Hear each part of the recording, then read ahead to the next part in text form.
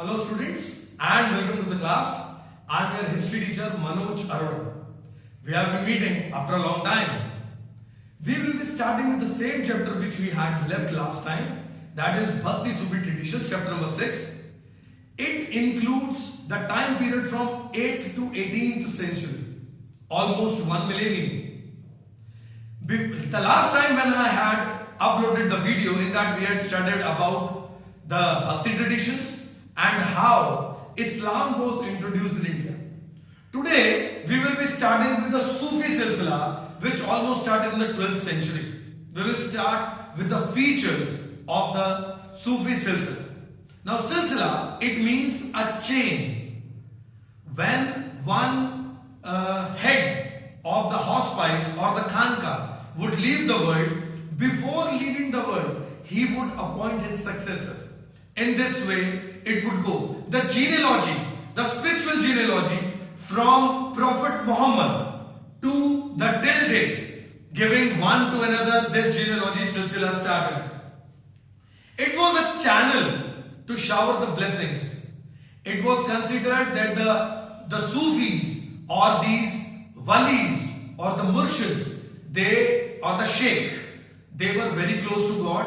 In order to get these worldly things, in order to get the worldly comforts, people would go and ask the blessings of these sheikhs. It was considered that the sheikhs were very nearer to gods and they are following the genealogy and they were taking all the blessings from Prophet Muhammad, and this chain was continued till now. The disciples would follow the rituals. The disciples were supposed to shave their heads. They had to wear the patched garments and they were not supposed to be attached with any of the material things. One of the reasons of Sufi silsilas getting famous all over the world and the people was that they had no relation with the material things. If anybody would make any kind of donation, you would not imagine that the donation was immediately used, disposed of in the various things, like to bring various things for eatables so that the people can be served, bringing clothes so that people can be given these things. No money was kept. If anybody would give any kind of land or that kind of thing in donation, that was not taken. Keeping them away from these material things was one of the great things which the people liked to a great extent. The Sheikh's tomb, after his death, his tomb was called a dargah, and going to this dargah was called ziyarat. The death anniversary of that particular sheikh was called urs. You all must have seen in Buradi also there is a very huge ground where all the devotees stay for some time in order to have to be the part of that transit camp so that they can attend the urs. In the various parts of the country, we have such transit camps so that the devotees of Islam can go for this urs and attend it. There are many things which are being followed in this sheikhs. The sheikhs tried to keep away themselves from the material things. They told their disciples not to be involved in any kind of worldly material. People go to seek their blessing. Even now also, as I told, that every year there would be an urs where the people would go to seek the blessings.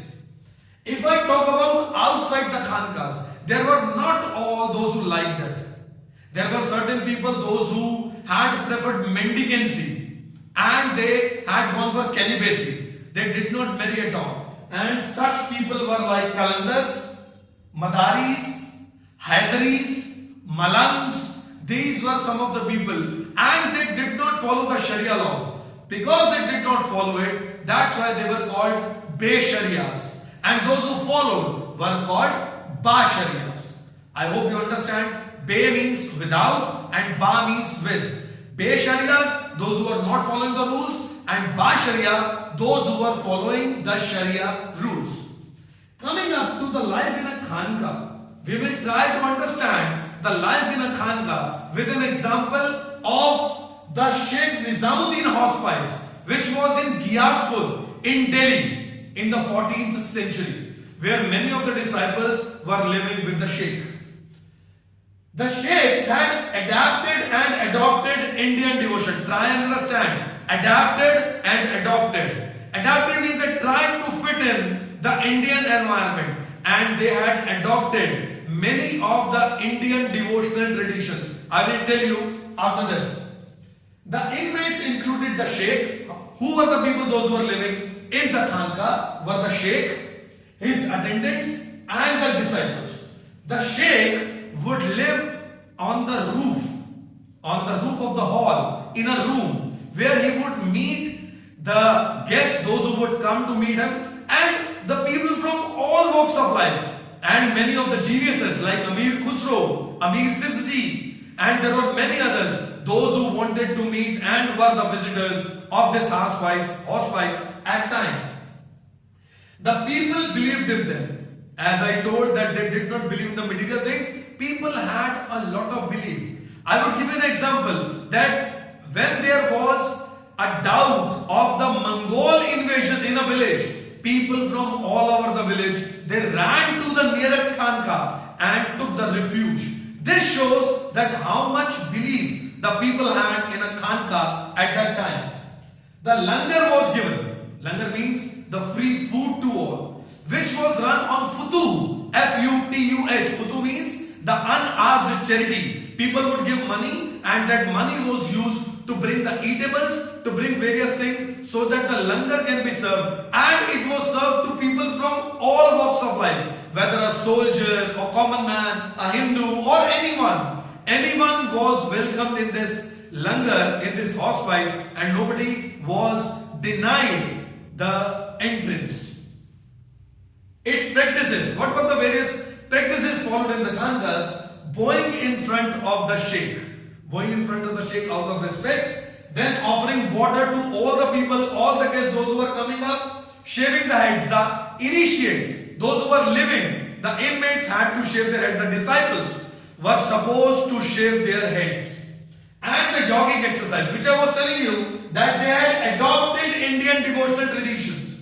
This is one of the examples that yogic exercises, now yogic exercises are belonging to somewhere Hinduism, but they were adopted by the Khanqas. This attracted more number of people to these Khanqas. Sheikh Nizamuddin had appointed several spiritual successors after him, and he had told the successors to go to various parts of the world, to go to various parts of the country, where these people would spread the message of Islam. This in turn spreaded this Islam to a great spread. And when the people had adopted Islam, when the people started visiting the Khanqas, it increased the number of people, those who visited the dargahs also. I hope you remember dargah. That was the spiritual tomb of any sheikh, wali, murshid, whatever you can call, or peer, whatever you want to call.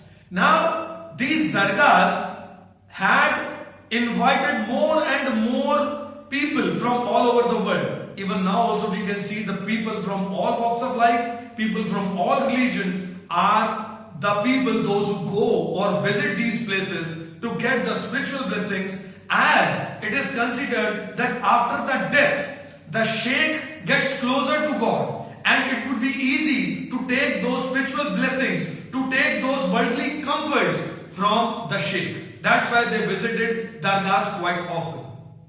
Today we will study till here only. I request you to read NCERT books. That is a must. You have to read it. You have got ample amount of time which you can invest in studying. I request you, if you have got any problem, do comment in the comment box, or you can come to me in the school online session which is arranged at the daily basis in the morning. You have to like and subscribe my channel, hit the bell icon for the future notifications. Please do write your name, class and roll number in the comment box so that he can come to know that you have seen the video. Thank you very much. God bless you.